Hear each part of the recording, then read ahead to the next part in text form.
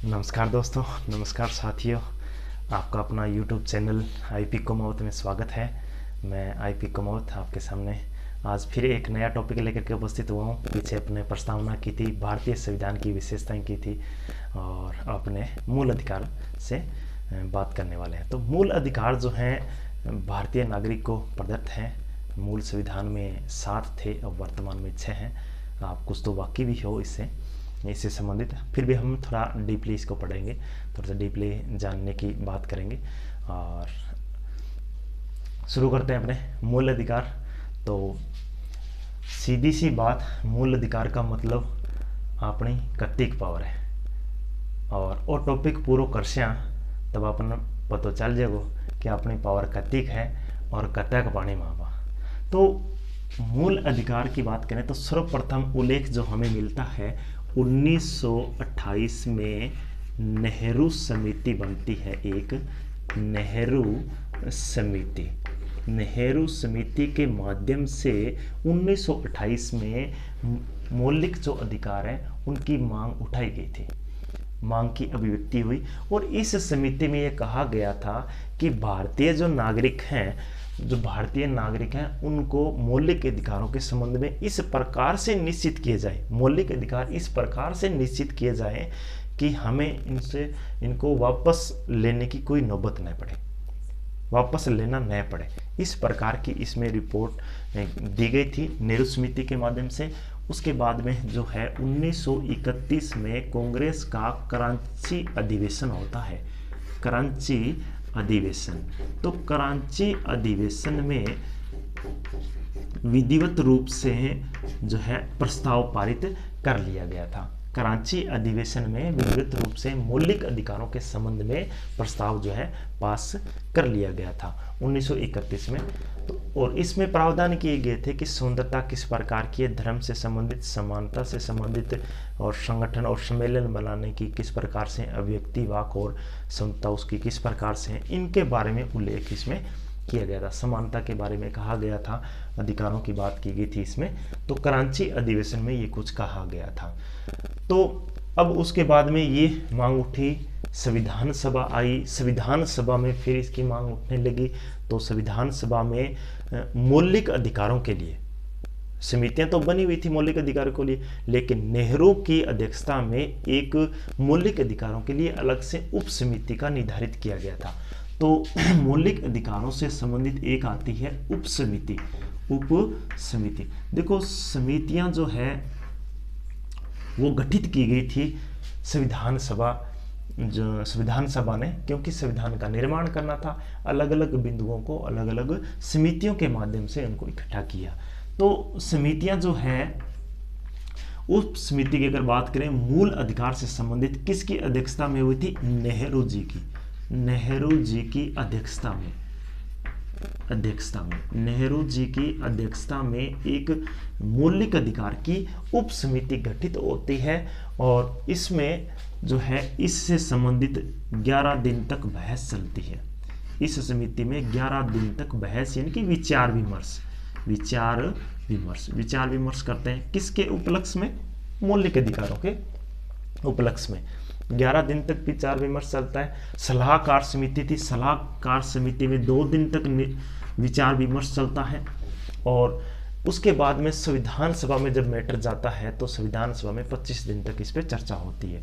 हम बात कहें तो टोटल मौलिक अधिकारों पर 38 दिन तक चर्चाएं होती है, 38 दिन तक विचार विमर्श होता है। गहन अध्ययन करने के बाद मौलिक अधिकारों को संविधान में शामिल किया गया था।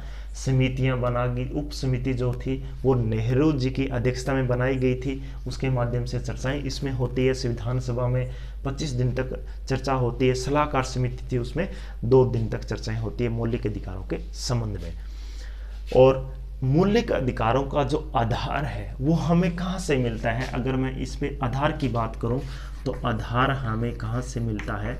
आधार एक तो मिलता है अमेरिका से, यानी संयुक्त राज्य अमेरिका, और दूसरी मैं अगर बात करूं तो कहाँ से मिलता है मूल अधिकारों के संबंध में 1935 का जो भारत शासन अधिनियम है, भारत शासन जो 1935 का अधिनियम था वो आधार है किसका? मौलिक अधिकार का।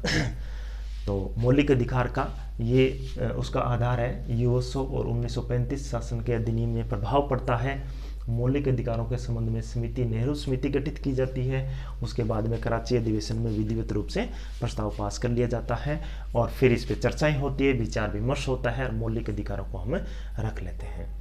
और विचार विमर्श करने के बाद में एक अधिकार पत्र तैयार किया जाता है और अधिकार पत्र जो है जो तैयार करते हैं उसमें क्या विवरण रहता है कि भाग 3 में इसको शामिल किया जाता है, या भाग 3 जो है वो मौलिक अधिकारों से संबंधित है। भाग 3 अनुच्छेद की बात करूं तो 12 से लेकर के 30 और 32 से लेकर के 35, यानी कि 12 से लेकर के 36 के बीच में हमें 35 के बीच में हमें मौलिक अधिकारों से संबंधित अनुच्छेद मिलते हैं। 23 अनुच्छेद हैं 12 से लेकर के 30 और 32 से लेकर के 35 तक हमें मौलिक अधिकारों के संबंध में ये मिलता है, भाग 3 में मिलता है। इन चर्चाएं होने के बाद में एक अधिकार पत्र तैयार किया जाता है, अधिकार पत्र बनाया जाता है भाग 3 में जो रखा जाता है। तो अधिकार पत्र को उसको हम क्या बोलते हैं? मेगना कार्टा। तो मेगना कार्टा बोलते हैं, मेगना कार्टा। अब मेगना कार्टा किसको बोलते हैं? भाग 3 को मेगना कार्टा बोला जाता है, भाग 3 को मेगना कार्टा कहा जाता है। अब विद्वान पुरुष थे जो अच्छे न्यायिक क्षेत्र से या विधिक क्षेत्र से अच्छे ज्ञाता थे। नेहरू जी की अगर बात करें तो नेहरू जी ने भाग 3 को संविधान की आत्मा कहा गया है, संविधान की आत्मा कहा गया है। डॉक्टर भीमराव अंबेडकर ये कहता है कि जो भाग 3 है या मौलिक अधिकार है, मौलिक अधिकारों से संबंधित जो भाग 3 है सर्वाधिक आलोचक संविधान है, ठीक है ना। सर्वाधिक आलोचक जो है ये भाग है, सर्वाधिक आलोचक भाग है। और नेहरू जी ने भाग 3 को भारतीय संविधान की आत्मा कहा गया है। तो ये तो बात थी इनसे संबंधित, कराची से संबंधित। अब कौन कौन से है वो अपने बात कर लेते हैं। तो नंबर 1 की मैं बात करूं तो मूल संविधान में कितने अधिकार थे? मूल संविधान में 7 अधिकार थे, मौलिक अधिकार, और वर्तमान में 6 हैं। एक को हटा दिया गया था, अपने बात करते हैं, लिख लेते हैं। नंबर 1 मैं 1 की बात करूं तो इसमें आ जाएगा आपका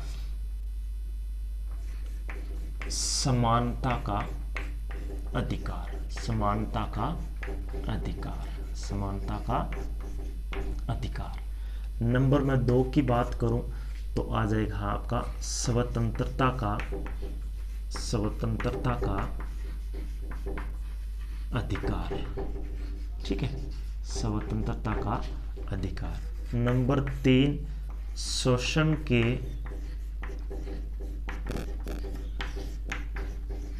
विरुद्ध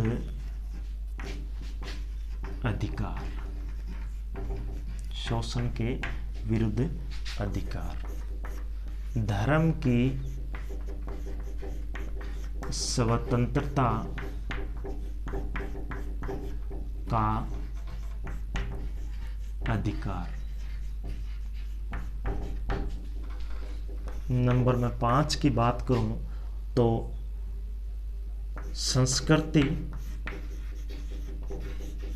एवं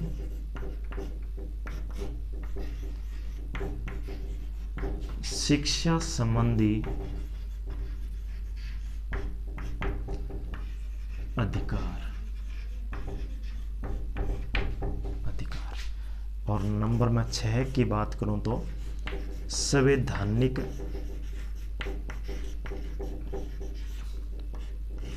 उपचारों का अधिकार, संवैधानिक उपचारों का अधिकार। ये नाम है 6 मूल अधिकार जो हैं, वर्तमान में 6 हैं और मूल संविधान में 7 थे।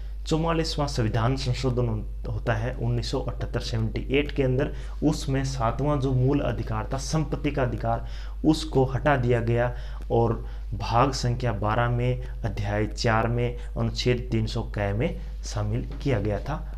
7 नंबर का जो मूल अधिकार था उसको।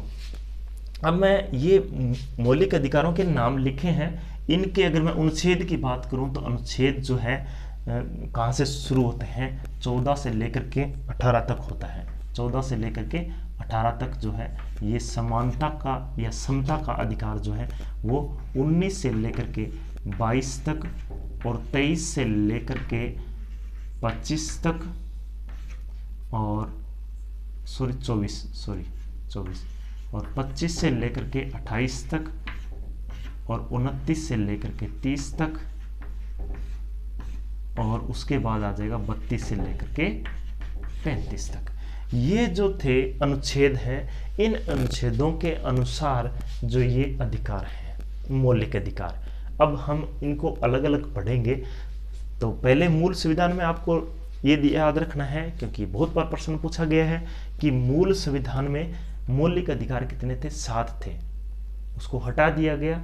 कब हटाया गया था, 44वां संविधान संशोधन 1978 को। और कहाँ उसको शामिल किया गया है संविधान में, तो संविधान में अगर भाग पूछे तो भाग 12 और अनुच्छेद पूछे तो 300 क और अगर अध्याय पूछे तो 4 नंबर में गया है वो। तो इस प्रकार ये अपने उसमें किया हुआ है संविधान की जो अपने जो किए थे अनुच्छेद के भाग और भारतीय संविधान के अनुच्छेद और भाग किए, तो उसमें ये सब कुछ दिया हुआ है कि वो संपत्ति का जो विधिक अधिकार है वो कहाँ चला गया है। तो ये उसमें लिखा हुआ ऐसी कोई बात नहीं है, पीछे वीडियो आप देख सकते हो। अब अपने शुरू करते हैं समता का अधिकार जो है अनुच्छेद 14 से लेकर के 18 तक की बात करते हैं। तो ये अपने बात करते हैं। अच्छा हाँ, स्क्रीनशॉट लेना तो ले लीजिए। और अभी अपने शुरू करते हैं जो समता का अधिकार है, इसको थोड़ा डिटेल से पढ़ते हैं अपने, क्योंकि इसमें अनुच्छेद है। तो अनुच्छेदों की अगर बात करें तो अनुच्छेद मैंने बताया 14 से लेकर के 18 तक। अनुच्छेद नंबर में अगर 14 की बात करूं तो इसमें है विधि का संरक्षण, ठीक है, संरक्षण और विधि का संरक्षण।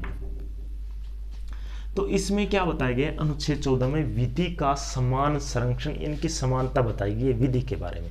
देखो, भारत का कोई भी नागरिक हो, चाहे वो प्रधानमंत्री हो, चाहे भारत का आम नागरिक हो, चाहे कलेक्टर हो, चाहे आईपीएस हो, चाहे आईएएस हो या फिर राष्ट्रपति हो, विधि सभी के लिए समान है। विधि का संरक्षण इनकी समान है, समानता है, समानता है सभी में, विधि में कोई उसमें भेदभाव नहीं है। जो धारा एक आम नागरिक के लगती है और किसी अपराध में, तो वही धारा पीएम के लिए। ऐसा नहीं कि प्रधानमंत्री है तो इसके लिए अलग प्रावधान, ऐसा कुछ भी नहीं है। विधि जो सभी के लिए समान रूप से है। अगर मैं बात करूं 15 की, 15 में समानता का किस प्रकार से बात है, यानी कि 14 से लेकर के जो 18 तक अनुच्छेद है, ये सभी समानता की बात करेंगे, ठीक है ना। तो ये अलग अलग प्रावधान है, इसमें अलग अलग अनुच्छेद पढ़ रहे हैं अपने। 14 में विधि के बारे में समानता है। नंबर 15 की बात करें तो मैं लिखूं इसमें, जैसे लिंग, धर्म, जाति, नस्ल,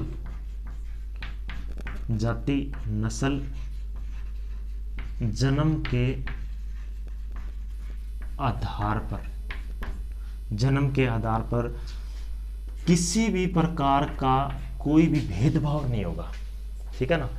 चाहे वो स्त्रीलिंग हो, पुल्लिंग हो, धर्म या किसी भी धर्म से हो, जाति चाहे कोई सी भी हो, नस्ल किसी भी वो जाति में हो, या जन्म के आधार पर किसी भी प्रकार से कोई भेदभाव नहीं किया जाएगा, सभी के लिए समान रूप से समझा जाएगा, ठीक है ना।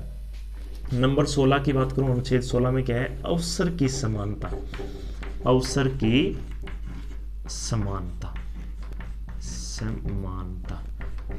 ठीक है। अवसर की समानता यानी कि सरकारी जो पद हैं, सरकारी सर्विस में सभी के लिए अवसर हैं, सभी उस पर अप्लाई कर सकते हैं, ऐसा कुछ भी नहीं है, सभी के लिए समान रखा गया है। नंबर 17 में आपको पता ही है, अस्पृश्यता का अंत कर दिया गया है। देखो पहले जमाने में छुआछूत अस्पृश्यता चलती थी, कुछ ऐसे वर्गों को बांट रखा था, उन समाज में उन वर्गों को हम अलग रखते थे। तो इसका अंत कर दिया गया, अभी कोई भेदभाव नहीं है, कोई ऐसा नहीं है, तो सभी को समान रूप से समझा जाता है। नंबर 18, उपाधियों का अंत। उपाधियों का अंत। देखो उपाधियों का अंत की बात करें तो सभी उपाधियां जो है वो समाप्त कर दी गई है, सिवाय सेना और शिक्षा को छोड़ करके। शिक्षा के क्षेत्र में या सेना के क्षेत्र में उपाधियां दी जा सकती है, इसके अलावा कोई भी उपाधि नहीं दी गई, सभी उपाधियों को बंद कर दिया गया। 1954 में नेहरू के काल में 4 जो पुरस्कार थे वो शुरू किए गए थे, जिसका भारत रत्न है और पद्म विभूषण है, पद्म भूषण है, पद्म श्री, ऐसे जो थे वो 4 पुरस्कार शुरू किए गए थे, लेकिन उपाधियों को अब अंत कर दिया गया। तो जो समता है, समानता है, 14 से लेकर के 18 तक इसमें ये प्रावधान किए गए हैं। 14 में क्या है, 15 में क्या है, 16 में क्या है, 17 में क्या है, ये प्रावधान इसे समता में है। तो ये समता कंप्लीट होगी। तो अब हम आगे चलते हैं स्वतंत्रता के बात की। स्क्रीनशॉट लेना तो ले लीजिए इसका, ठीक है ना। स्क्रीनशॉट आप ले सकते हो, आराम से अध्ययन कर सकते हो उसका। अब अपने बात करते हैं नंबर दूसरे की। नंबर दूसरा जो है वो क्या है, स्वतंत्रता का अधिकार। स्वतंत्रता का अधिकार। स्वतंत्रता का अधिकार। अधिकार 19 से लेकर के 22 तक। तो अब हम बात करें 19 की बात करते हैं। 19 में क्या कुछ लिखा हुआ है। 19 में लिखा हुआ है कि स्वतंत्रता की बात करेंगे। इसमें 20, 21, 22 सभी में स्वतंत्रता है। स्वतंत्रता से संबंधित अपने बात करेंगे तो स्वतंत्रता का मतलब है, 19 में लिखा हुआ है वाक और अभिव्यक्ति की स्वतंत्रता। बोलने की स्वतंत्रता है, वो किसी भी प्रकार से अपनी जो अभिव्यक्ति है, अपने जो विचार हैं, किसी भी प्रकार से किसी तरीके से वो प्रदर्शित कर सकता है। लिख कर प्रदर्शित कर सकता है, चित्र बना करके कर सकता है, इशारे करके कर सकता है। जैसे कोई गूंगा व्यक्ति है या फिर जो बोल नहीं सकता वो व्यक्ति अपने इशारों से कर सकता है। तो वो बोलने का इशारा यानी कि किस प्रकार से वो समझाते हैं, वो इशारे की मैं बात कर रहा हूँ। देखो कुछ बच्चे समझ रहे होंगे कि इशारे से व्यक्ति, तो इशारे सही होने चाहिए। मैं आपको आगे बताऊंगा। ये जो स्वतंत्रताएं है ना, ये सीमित है, असीमित नहीं है। तो मैंने भी कहा कि कुछ भी बोल सकते हो, परंतु ऐसा नहीं है कि आप जो है बीच रोड में आकर के गाली गलौज शुरू कर दोगे, ऐसा नहीं बोल सकते अपने। यानी कि सीमित स्वतंत्रता है, असीमित नहीं है। उस पर बाउंडेशन लगता है, आप गलत नहीं बोल सकते। ऐसा नहीं बोल सकते जो दूसरे की हानि हो या उसके दिल को ठेस पहुंचे। इशारे कर सकते हो, लेकिन ऐसे इशारे नहीं जो आप समझ रहे हो, ऐसी बात नहीं है, ऐसा नहीं आप कर सकते। तो इशारे यानी कि बोलने का, जो नहीं बोल पाता वो इशारे से समझा सकता है कि मैं ये बोल रहा हूँ। चित्र बना करके, कार्टून बना करके, अच्छे अच्छे कार्टून जो आप देखते हो न्यूज़पेपर में, तो उस प्रकार से कार्टून वो अपनी अभिव्यक्ति व्यक्त करने का संसाधन है, वो किसी प्रकार से व्यक्त कर सकता है। नंबर में 20 की बात करूं, 20 के अंदर क्या है कि अपराध दोष सिद्ध के मामले में संरक्षण। अपराध दोष सिद्ध के संबंध में ये प्रावधान जो है स्वतंत्रता है, उसमें पूर्ण स्वतंत्रता उसमें को रहती है। तो उसमें क्या प्रावधान है कि अपराध के संबंध की बात करें तो एक व्यक्ति को यानी कि एक बार में एक ही अपराध का दंड मिलना चाहिए। ऐसा नहीं है कि मान लो एक बार अपराध कर दिया तो उसका पहले दंड जो दिया गया था और उसके बाद में वो चेंज हो गया तो दूसरा हो गया। यानी एक अपराध का एक ही दंड मिलेगा, एक ही दंड मिलना चाहिए। अच्छा, दूसरी बात, एक अपराध का जो जिसमें अपराध किया था उस समय की विधियों को लागू करना है। ऐसा नहीं है कि बाद में जो है सजा डबल हो गई या फिर ऐसा कुछ हो गया तो उसको आप चेंज नहीं करोगे। जो जिस समय अपराध किया था उस समय की जो विधि है उसी विधि के अनुसार आप चलोगे। उसके बाद में अगर अपराध जो आपने या अपराध जो है अपराधी, उसको आप अपराध में फंसने के लिए आप विवश नहीं करोगे। पूर्ण रूप से स्वतंत्र रखा गया है, विवश आप नहीं करोगे। तो ये 20 के अंदर अनुच्छेद में। और 21 की अगर मैं बात करता हूं तो प्राण और देह स्वतंत्रता, जीवन जीने की स्वतंत्रता। स्वतंत्रता इस ये अनुच्छेद, इसमें ये काफ़ी बड़ा है अनुच्छेद, इसमें काफ़ी सारे शब्द हैं और इसमें लगभग 62 प्रकार की स्वतंत्रताओं का उल्लेख है। समय समय पर सुप्रीम कोर्ट ने व्याख्या की है, जैसे निजता का अधिकार है, सूचना प्राप्त करने का अधिकार जो है हमें है, और शुद्ध वातावरण, शुद्ध हवा, शुद्ध वायु, उसमें हमें रहने का लिए जीवन जीने का जो है वो ढंग, उसी तरह से गौरवमयी जीवन जीना। अगर मैं बात करूं अनुच्छेद 22 की, देखो 19, 20, 21 और 22 में क्या लिखा हुआ है। अच्छा हाँ, एक इस पे बीच में एक और आया भी, देखो बाद में जोड़ा गया था, उसकी भी अपने यही बात कर लेते हैं। 21 कै, ठीक है ना, ये बाद में जोड़ा गया था। 21 के में क्या है, 6 से 14 वर्ष के आयु के बच्चों को निःशुल्क और प्रारंभिक शिक्षा प्रदान की जाए। ये अनुच्छेद 21 कै में जोड़ा गया था और ये बाद में जोड़ा गया था। कौन सा संविधान संशोधन हुआ था? 86वां संविधान संशोधन हुआ था, ठीक है ना। संविधान संशोधन हुआ कब था? 2002 में।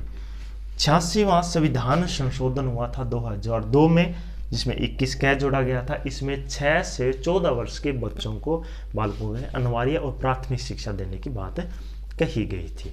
और इसके लिए अधिनियम जो आया, अधिनियम की अगर मैं अपने बात करें, यहाँ लिखूँ मैं अधिनियम, तो अधिनियम जो आया था वो कब आया था? अभी 2009 को आया था। अधिनियम 2009 बना था और लागू कब हुआ?